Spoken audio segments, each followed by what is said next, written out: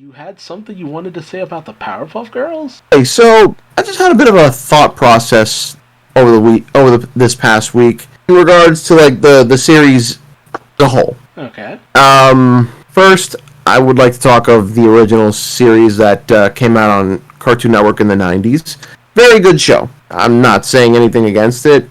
I will say this, though. It did have some of its weaker moments. A lot of things back then did. You know, we look at them through nostalgia glasses, but people fail to realize nostalgia are the rosiest colored glasses of all. You know, I've looked back on classic Powerpuff Girls, classic Dexter, classic Johnny Bravo. There were so many parts I enjoyed, but also many, many, many things I did not enjoy. Anything in particular? Let's see. When it came to Dexter's Lab, it was more about it was the dinosaur episode, where he puts the dog's brain and heart into a dinosaur body. That episode, I always found that episode kind of weak. I came back to it when I was an adult, and I just found myself kind of bored. I knew where it was going, and I know that, like, that sounds like, oh, well, I've seen it before, so of course I do. No. What I mean is, like, I didn't remember anything about the episode. I was coming back to it from like a more or less fresh perspective, and I could pretty much pick up right away what was going on there. And you know, it's not like a big criticism. I mean, this was like early on in Genndy Tartakovsky's career, so you know, if anything, that just shows even the greats will make mistakes in the beginning. You know, everything is a learning experience. Right. When it came to Johnny Bravo, I was running into that same issue of just a couple episodes not really hitting the mark, so to speak. I mean, the comedy was a little dated, but, you know, the funny stuff was still funny. More or less, mostly in the case of Johnny Bravo, the slapstick. Although, I'm sorry, I'm going to get on a tangent. The long and short of it is, people want to compare every medium of Powerpuff Girls that comes out to the original cartoon. I just want to point out that we should all remember not to look at the past. The one thing that we compare everything that came afterwards to. You know, when it comes to comparing it to the original, that's not the best way to go about it. And that gets demonstrated very clearly in 2016 when they decided to do a Powerpuff Girls reboot. Yeah. And for whatever reason, I feel like nobody at the network had much faith in it because a lot of animation errors were getting pointed out early on in the series. I saw the first 3 that had come out, and oof, that writing was... Yeah. The writing was not good. But then I think back to the Powerpuff Girls special that came out in, I believe it was 2012. Fancy Pants. Oh, yeah. Where they took a very drastic stylistic change, but more or less kept the content similar to what the original series had done. And the funny thing is, people were comparing that to the original and saying that it wasn't as good. I couldn't really make the connection with that thought process there, but maybe it was just because, again, we were all looking through those rose-colored nostalgia glasses, or maybe we just hadn't seen how bad it could have really gotten until we got to the reboot. And then we got the CW script. I don't know if... not heard what the CW script is. Oh god, it's bad. It's really, really bad. Do you want me to get into it? Sure, go for it. Okay, alright, I'm gonna try and, like, I don't remember all of it, so I'm gonna list off the parts I do remember. I guess the professor really kind of cashed in on the girls' marketability, and, you know, they started growing up, and then I guess kind of fucked up and didn't save somebody in time? Ooh. I'm paraphrasing, and I don't remember everything. I do remember that they all kind of tried to move on. I guess Blossom felt, like, really guilty about that, and did something. I can't remember. I remember Buttercup tried being a hero in other ways, and, you know, occasionally had to use her superpowers to help people out, so it's like, oh, that's cool. Bubbles was apparently just like the clout chaser. She was just like, no, treat me very nice because I'm famous. I really like that. At one point they mentioned she was in a porno? What? Yeah, they called it Bubbles on her back. They referenced that being a thing, and I'm just like, wow. Wow. Wow. I mean, listen. I look back at the people who were complaining about Dancy Pants, and I laugh the feel-good Inc. laugh. That derisive, hysterical, just deliberately mocking kind of laughter. Mm-hmm. Like, you thought this was bad just because it took a stylistic choice and the story wasn't as strong as something like the Powerpuff Girls movie, which, by the way, was lightning in a fucking bottle. I'm gonna keep it 100 with you. Lightning in a bottle, no cap. Boom, they caught it. So y'all want to complain about Dancy Pants just going in a different direction stylistically? Because that's what all the complaints sounded like to me. That's what they all sounded like. Everybody wanted to bag on how different it looked. I loved how different it looked. That was my favorite thing about it. And then it's just like, okay, we hear you guys. We won't change how it looks. How's the writing? Mm-hmm. It's shit. It's shit. Why is Bubbles a meme lord? Cancelled in 3 seasons. 3 seasons too many, man. Yeah, 119 episodes. 119 episodes that we did not need, or that nobody even enjoyed, from what I understood. Like, nobody has ever talked about Powerpuff Girls, the 2016 series, and said that they actually liked it. I don't even hear kids talking about this shit. Granted, I don't hang around small children. But still, man, like, I don't hear any parents going on about, like, oh, my kid loves the Powerpuff Girls. I'm just like, nah, man, I don't think anybody's kids like the Powerpuff Girls at this point. At this point, it is for us. It is for adults our age, and we didn't even like it. See, the funny thing I get from it is that when it came to that series, everyone hated on it and bagged on it at first, but they did the one thing that they could never do with Teen Titans Go, and they simply stopped talking about it, stopped giving it attention. Nobody had shit to say about the series, and people stopped watching it, and it died because of that. Like, there's a clear reason why this no longer exists, and it's because people had the good sense to just be like, nah, we don't want this. But it just kind of brings me back to the whole nostalgia thing, you know? This series more or less came about because we, with our rosy nostalgia goggles, were screaming, give us back the old Powerpuff Girls that we wanted. And, Cartoon Network gave a very half-hearted attempt, I would say, to do exactly that. Mm. It seemed like the production crew didn't really care that much. It seemed as though the fandom was immediately against it. It seemed like it was set up to fail. It was really funny to me because the reboot ended up being more popular than Powerpuff Girls Z. Oh my god.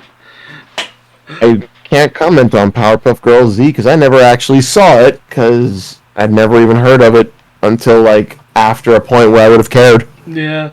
It's not great, but at the same time, it was fun just for the fact of how different it was. It was weird, it was quirky. It's just like, oh, you haven't made the Powerpuff Girls with Chemical X. You've given them powers to 13-year-old girls with the power of Chemical Z.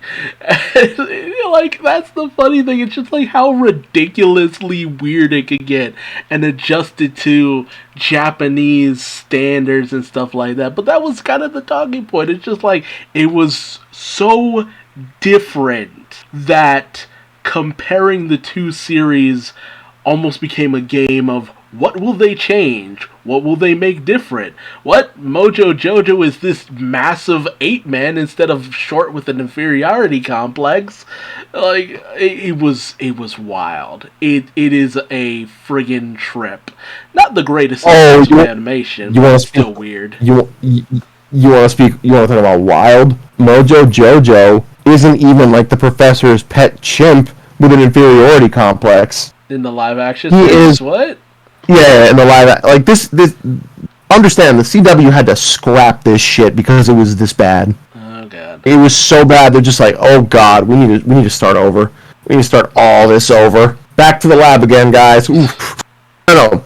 Mojo was a business partner of the professor. What? Yeah. Wasn't a monkey either. He was a man. Now his son is running like a rival company or some shit with Mojo's brain in the monkey somehow.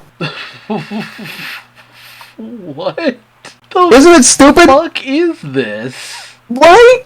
It's just like, this is the dumbest shit I've ever actually fucking heard before. Even the anime version had the good sense to just have Mojo Jojo be a zoo monkey instead of a lab partner. It's just like at least with that, it's just kind of like, okay, this is a little different, but it's still about the same thing. But that's just dumb. And the ultimate joke with Mojo Jojo in that series was that, oh no, he's actually still a little monkey. He just uses his cape to make him seem bigger than he actually is. I mean, that's at least some form of characterization. With this, I'm just like, you made this very unnecessary. Yeah, that's the thing. That's why they really had to scrap that shit and try again, because wow. Like, I guess they're just scared to go for the Rocket Raccoon route with Mojo Jojo. That sounds terrible. Which is probably why it's not going to see the light, because they're just like, from what I understand, they had to scrap the whole project and start over because the script was really, really bad. Ooh boy. That's what I'm noticing with the Powerpuff Girls. It was certainly something back in the day. I'm not going to deny that here. What I'm saying is, maybe we're holding on a little too hard for that nostalgia. It's to the point where experimentation in different directions is difficult. I have to imagine back in the 90s, there were a lot more... You could get away with a lot more cartoon violence than you can now. I mean, considering originally they were going to be known as the Whoop-Ass Girls, and that got the axe. Only so much you could really do, but a little bit more than you could do nowadays. That's kind of the problem. Honestly speaking, I don't know what it would take to be able to properly bring this series back in a way that, captures the essence. Well, not so much captures the essence. Let me put it this way. I don't know if there's a way to reboot the Powerpuff Girls that does it any favors like DuckTales ended up doing. I doubt anybody actually went into the new DuckTales cartoon expecting good things out of it, but the crew decided, we're going to give you good shit anyway because we know that's what you really want out of these reboots. I can imagine there are still parents out there who are just like, oh, it doesn't compare to the original DuckTales. I'm just like, no, it's probably better, but, anyone who says that hasn't actually watched it, because, it's a weird situation, because you prove yourself through just being good, but at the same time, people care about the way things look as well. So it's kind of a balancing act. It's just like, oh, it doesn't look like the original, but the storytelling is better, if not just as good. I mean, that's why you have so many iterations of Teenage Mutant Ninja Turtles that, always start off of, oh, they look weird. And then once they get going, it's beloved by, people of that generation. Gets loved by generation to generation. The original He-Man, was popular. The reboot got pretty popular. I loved the reboot made in 2002, but it only got so much attention. And then you get to She-Ra, and people still to this day try to tear it apart. And I'm just like, did you even watch it? And 9 times out of 10, their answer is no. Because they didn't like the way it looked. They didn't like how gay it was. You're always going to have issues like that from the older audience. But that doesn't mean that the creator shouldn't try, or at the same time, make something that's at least decent and fun. Let me just put it this way. I want something that had, the style of Dancy Pants, just veering off from, the quote, tried and true method, just trying something different stylistically, and, having people be a little unsure, like, oh, I don't know, it looks different aesthetically, but also stand out with exceptional story, like you've been saying. I'm guessing maybe this just didn't do it enough for people, and just ultimately disappoints me because everything we got afterwards was kind of a disaster. Yeah, like maybe had some people give, I'm looking it up right now, Dance Pants Revolution, that's the name of the episode. Dance Pants Revolution, a little bit more of an actual chance.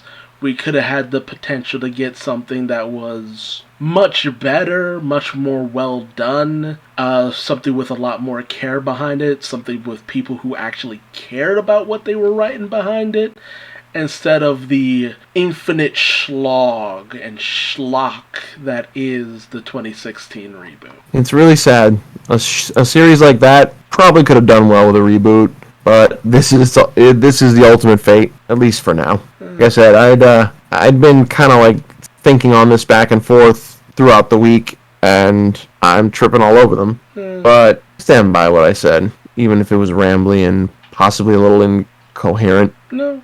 Hey, look, it's the way you feel. It's how you feel that ultimately there were just too many missteps with this whole project. Something like the Powerpuff Girls could have gone in a more interesting direction. They could have done more. They could have put more effort into it. Hell, they could have at least seen if Gendy wanted to work on more of it. But, time and time again, the corporate overlords, decide they want to do something without actually considering what would actually interest the people, Why not actually see what's in the minds of these people? What would give them the proper attention and kudos from the people watching? Put a little faith behind all of this. Instead, they just, shove shit out there to shove it out there because, we get a change in management every once in a while at Cartoon Network, and that person always wants to put their staple on each era, and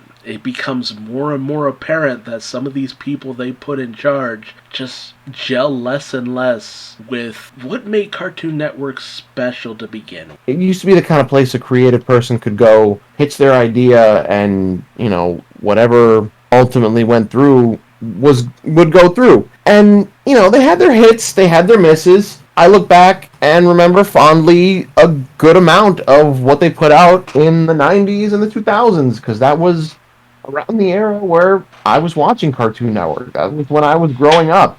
I mean, I can still see people to this day quoting some of the best Cartoon Network shows that ever came out. We know the good from the bad. Mm-hmm. That's the thing.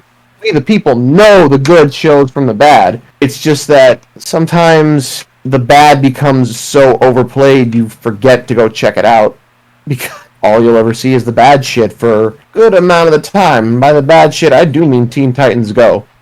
I mean, look, Titans Go has had its moments where even I was kind of drawn into it, but I know that for the most part it is pretty much the most mindless, distracting bullshit you can come up with. I mean, it is Cartoon Network's answer to SpongeBob. And, I mean, Nickelodeon has answered with more SpongeBob in, the worst ways. Honestly, you're not wrong. It has its ups, but it's just become this thing that Cartoon Network feels is the end-all, be-all direction for everything that they want for the channel, and no, not really. The fact that, its views seem to be down all across the board, y'all barely even have anything really on this channel anymore, come on. Notice that their schedule, they schedule some of the better written shows for very brief time slots. All the other shows will get about an hour tops. Gumball will usually take up the airwaves when Teen Titans Go isn't taking it up, but that was what it was like before they stopped being a paid subscription service. So at this point, I don't really know what it's like now. Currently, they have Ben 10, the 2016 series, Apple and Onion, Craig of the Creek, Victor and Valentino, Mau Mau, Elliot from Earth, The Fungies, Teen Titans Go, DC Superhero Girls, Total Drama Rama, Bakugan Battle Planet, which, God, of all the anime to still remain just shown on regular old Cartoon Network, if you had told me it was that, I wouldn't have believed you. Ninjago and Power Players. What the hell are Power Players? It's made by the same guy who made Miraculous Ladybug, although it only has one season. So, but That was my rant slash spiel. I don't really have much more than that to really say. Anyone listening to this, definitely check out the shows we've talked about tonight, because those are the good ones. Those are the ones you definitely want to really check out. One thing I will say before we end things out, and this will probably end up being buried underneath all the other stuff, but I just want to make it known that for the longest time I have been very disappointed with the direction that a lot of studios go in terms of animation for kids and animation for adults. And how the idea of anything in between, something for teens, younger adults who just love animation in general, almost seems to be kind of scoffed at. When certain things go a little too dark, it's just like you're told to rein it in. If it goes a little too kiddie, it has to sell toys. But at the same time, a lot of these studios have a tendency not to promote some of these things, despite the fact that what you could have is a target audience who would willingly pay for the merchandise if just given the chance. And the disconnect that so many studios just seem to have in terms of going in that direction, of just solidly being like, hey, do you like animation? Here's a series for you. Whether you be a young kid who just wants to watch something fun, or an older adult who wants something raunchy and full of swearing and blood and violence, or someone who just loves action or fun or adventure or something along those lines. A smartly written plot. Yes. It seems. The thing is, I know adult anime shows they don't like to get too smart because they want to treat their audience just as dumb.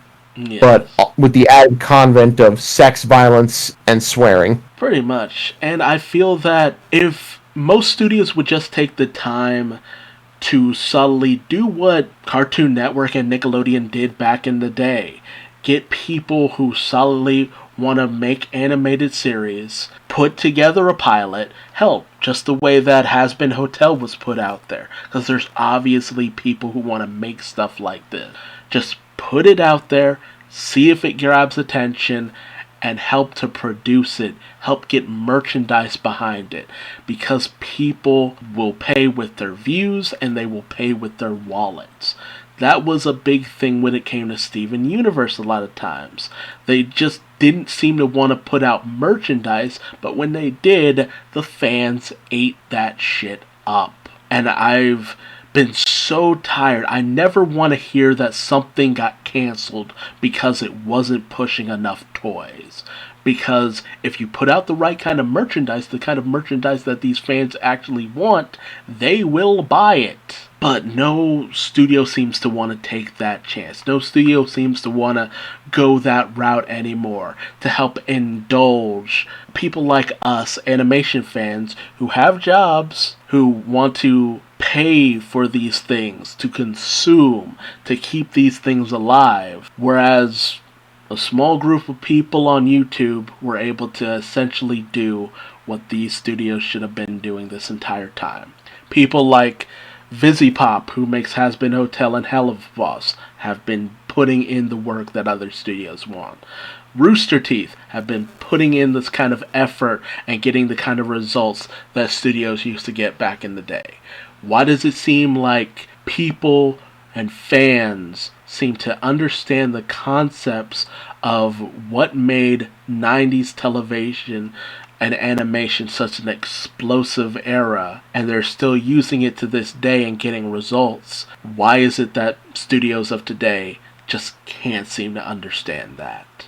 That is sad. I want to say it's because this a lot of these big name studios are corporate owned, and corporations like to look at trends. And when they look at those trends, they think if we imitate these trends, we'll get the same results. In place of, let's put someone behind this project with a vision, with a creative mind, with a creative goal, with something they really want to make happen. Let's invest in something like that and take a chance on it and see where it lands us. Yes, you do occasionally get some quacks like Tommy Wiseau or Uwe Boll, but, sometimes you also get really good shit, really creative shit. Sometimes you'll get a Rebecca Sugar, sometimes you'll get a Parker Simmons, sometimes you'll get a Dana Terrace. I mean, it falls on the studios to look for people like this, people who really have a vision that they're trying to make happen. And at the same time, I think it falls on to every artist to show that they have that kind of drive, especially if they want to make something like this happen. Might be talking to myself a bit here, but anyway, yeah, that's really the only conclusion I can come to based on that. It's that these studios don't really know quality, they just know quantity, and they want more quantity while sacrificing quality. That's a sad, honest truth. It's a corporate thing, man. Yeah, but I still think about the What Are Cartoons show or stuff like Kablam. You get animation just made by these people who had vision, and they showed that they had enough going on that they were able to keep building upon this kind of stuff. That's how you got Rugrats. That's how you got Johnny Bravo, Powerpuff Girls, Dexter's Laboratory, Invader Zim. Corporations just taking a chance on animators that, by all accounts, they had no business taking a chance on. But it got results. It got you.